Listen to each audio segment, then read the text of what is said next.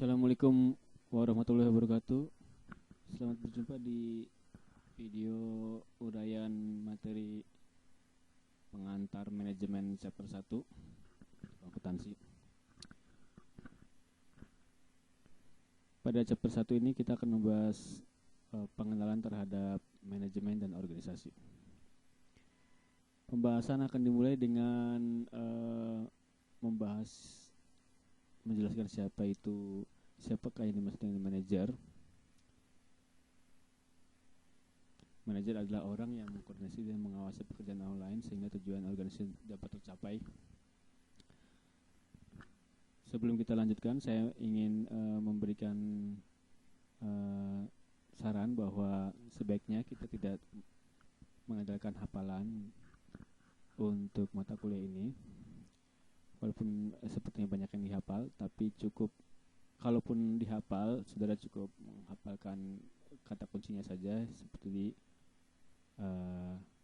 manajer itu berkaitan dengan definisi manajer adalah koordinasi, mengawasi pekerjaan orang lain dan tujuan.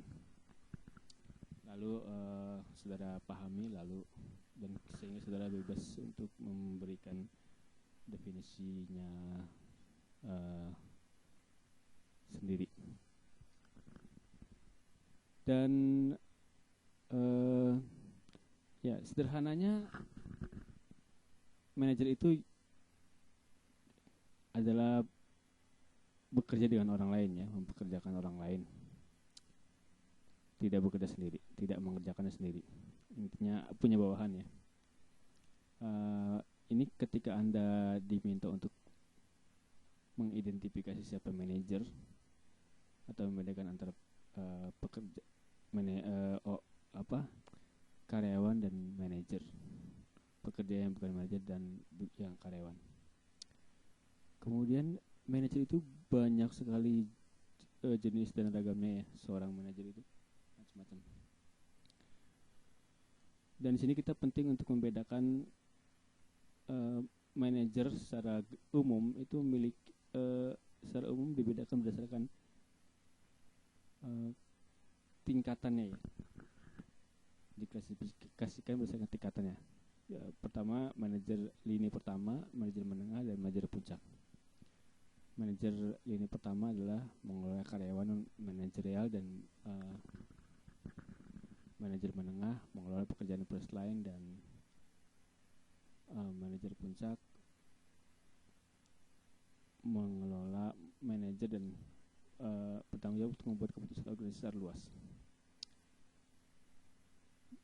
Namanya macam-macam, ya. Jadi kalau sudah bertemu dengan manajer atau sudah confused, ini manajer apa, itu tidak terlepas dari 3 klasifikasi ini, yaitu lini pertama, menengah, dan puncak. Untuk membedakannya cukup secara sederhana, yaitu manajer lini punya anak buahnya bukan bawahannya adalah seorang karyawan dan manajer. Sedangkan manajer menengah bawahannya adalah seorang manajer dan atasannya seorang manajer.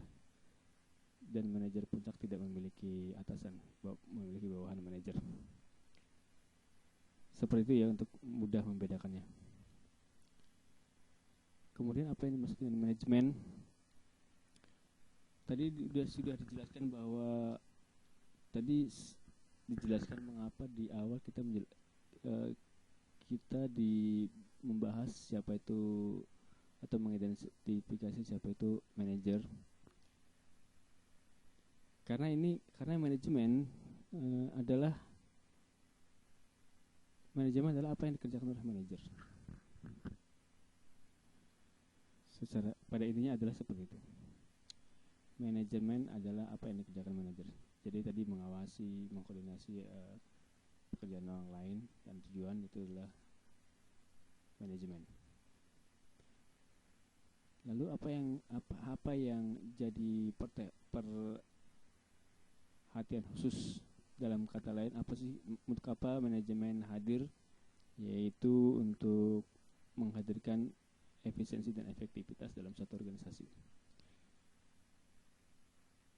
Dan saya ingatkan, ya, bahwa dalam mata kuliah ini semua istilah-istilah atau konsep-konsepnya sudah familiar dengan saudara. Saudara sudah memiliki, bahkan saudara sudah memiliki pemahaman tersendiri terhadapnya, misalnya efisiensi dan efektivitas.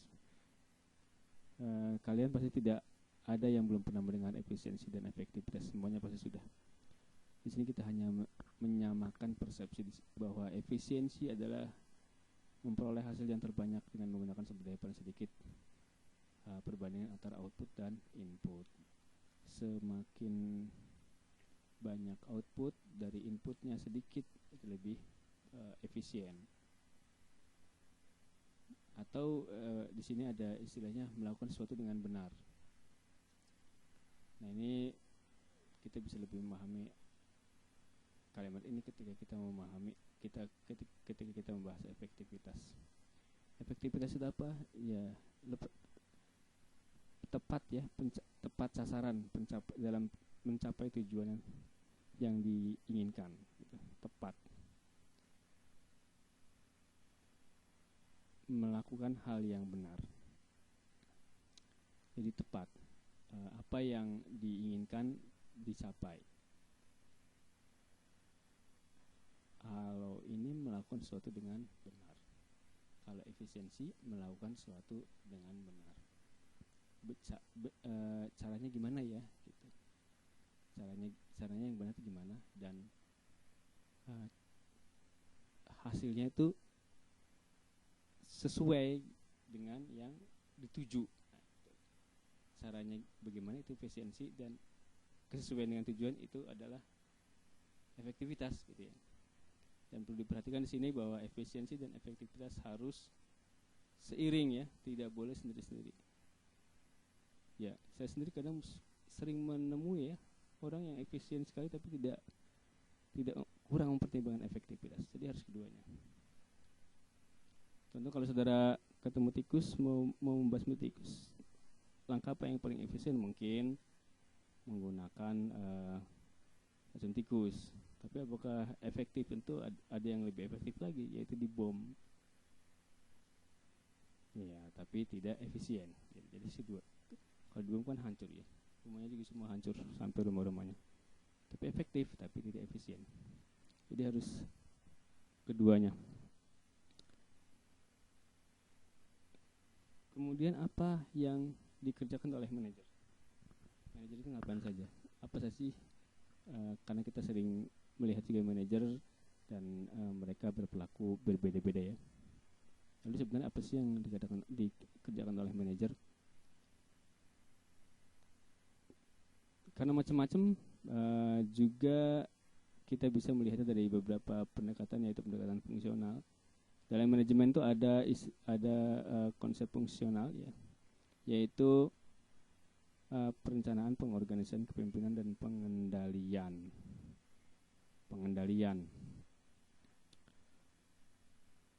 Walaupun perencanaan itu membuat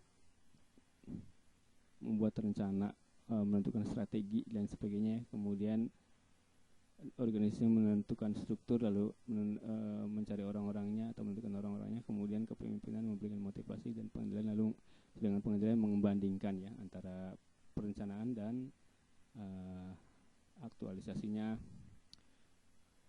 Dan ini secara konseptual berurutan ya. Hanya saja dalam prakteknya seorang manajer itu bisa tidak secara berurutan, kadang saling mendahului antara organisasi, misalnya itu organisasi misalnya pertama leading, control, dan random ya, bisa jadi begitu seperti itu. Ya, nah, ada di penjelasannya mungkin nanti dari offline kita bahas lebih detail. Bukan di offline, di online live ya. Selain pendekatan fungsional, juga bisa dilihat dari pendekatan peran manajemen.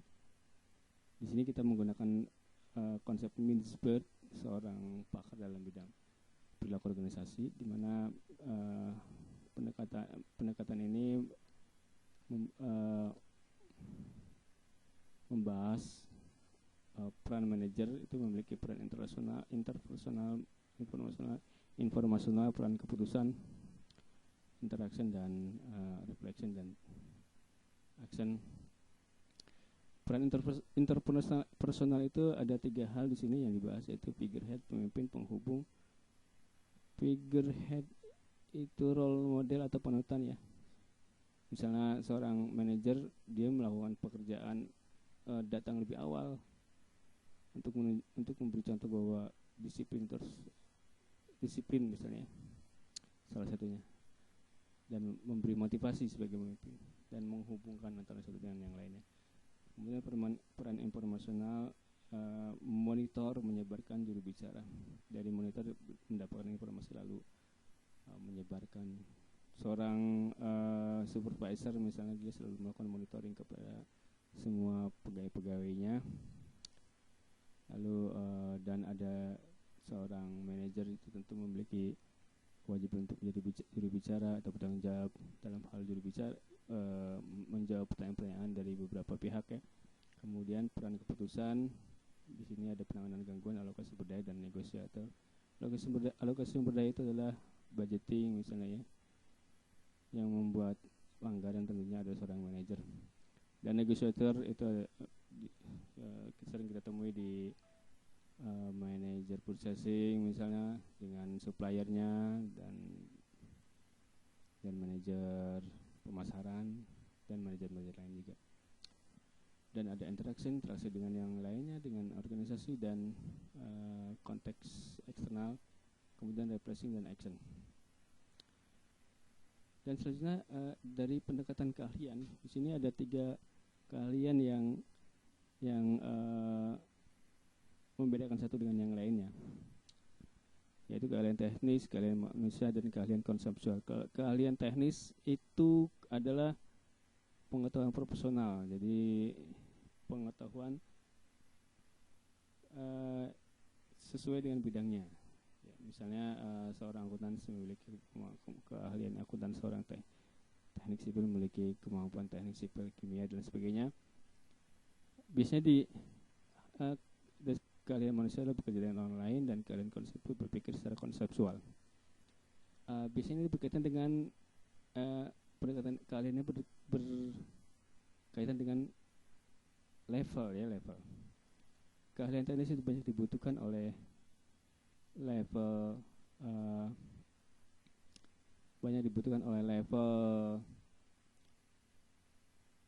first line. Keahlian manusia dibutuhkan oleh middle, dan keahlian konseptual dibutuhkan oleh top manager ya. Seperti seorang supervisor akuntansi, dia harus memiliki keahlian dari bidang akuntansi dan mengawasi bawahan-bawahannya, termasuk juga manajer pemeliharaan, pemasaran, harus memiliki teknik atau psikologi pemasaran. Maksudnya yang paling banyak ilmu digunakan yaitu keahlian teknis mereka, manajer tersebut. Sedangkan keahlian manusia adalah bagaimana mensinergikan banyak sumber daya ya, dan energi atau kinerja dari berbagai macam manajer. Jadi disinergikan, dengan demikian lebih banyak bertemu dengan orang-orang karena bawahannya lebih banyak kan. Kemudian mereka bekerja sesuai dengan harapan, mengkoordinasi mereka agar sebagai manusia tentunya lebih banyak ya sisi manusianya, karena banyak orang yang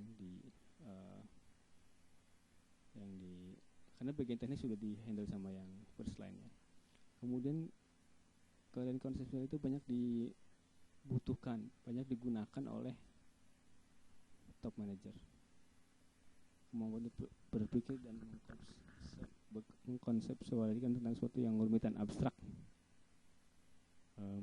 Maksudnya rumit dan abstrak itu dalam konteks satu perusahaan ya, secara keseluruhan. Karena karyawan bawah tentu tidak mengerti apa yang terjadi secara keseluruhan di perusahaan. Ya, keahlian ini seperti menciptakan inovasi baru, mencari pangsa pasar, model bisnis yang baru, uh, terus mengidentifikasi masalah yang sebenarnya yang ada di perusahaan dan sebagainya. Ya, tentu tidak sembarang orang untuk bisa melihat seperti itu ya. Harus memiliki kemampuan mengkonsepkan sesuatu, ide dan gagasan. Kemudian, nah ini maksudnya yang paling ini ya, yang paling menonjol di antara level-level tersebut digunakan. Tadi kita sudah membahas tentang manajemen dan manajer. Lalu kalau organisasi itu apa? Organisasi adalah apabila didefinisikan adalah suatu penataan orang-orang yang dimaksud untuk menyelesaikan pekerjaan tertentu dengan tujuan tertentu ya. Yang secara individual tidak dapat diselesaikan secara mandiri. Ini kalau jadi dari seperti saya sudah sebutkan, saya utarakan sebelumnya bahwa kita tidak perlu menghafal ya, cuma maksudnya tidak perlu menghafal secara definitif, cuma yang perlu diperhatikan ya cuma kata-kata kuncinya saja di sini seperti tujuan, orang-orang dan struktur. 3 hal ini sudah cukup dianggap sebagai satu organisasi. Terlepas dari bentuk dan bentuk hukum ya, bentuk hukum dan ukuran dan sebagainya, bentuk hukum dan formalitasnya ya. Apabila orang-orang ngumpul belum tentu menjadi suatu organisasi kalau belum ada struktur. Tapi kalau orang dan struktur belum tentu organisasi kalau belum ada tujuan. Jadi harus ada orang, struktur dan tujuan. Orang struktur itu ya jika secara tradisional ketua, wakil, bendahara dan sebagainya. Kemudian tujuan yang ditentukan oleh tujuan perusahaan tersebut, organisasi tersebut. Ya intinya adalah 3 hal tersebut sudah dianggap sebagai organisasi terlepas dari bentuk dan formalitasnya. Lalu mengapa sih kita sebagai orang akuntansi mempelajari manajemen? Ya sebenarnya akuntansi sendiri ditujukan untuk manajemen ya. Tapi di buku ini kita diuraikan bahwa ada 3 alasan mengapa kita harus belajar manajemen, yaitu universalitas manajemen, realitas kerja dan imbalan dan tantangan. Universalitas manajemen ini maksudnya semua organisasi pasti butuh manajemen. Kemudian realitas kerja, seseorang itu bekerja kalau tidak posisi di bawah pekerja biasa, kalau enggak jadi manajer. Dan keduanya juga harus memahami penting manajemen dan bagi manajer. Kemudian imbalannya dan tantangan. Ya, tentunya termasuk saudara dan orang lain banyak yang ingin menjadi manajer karena imbalannya besar atau menjanjikannya atau memadai. Dan juga tantangan jika seorang menyukai tantangan. Ya, demikian bab 1 tentang manajemen dan organisasi. Semoga sehat selalu. Assalamualaikum warahmatullahi wabarakatuh.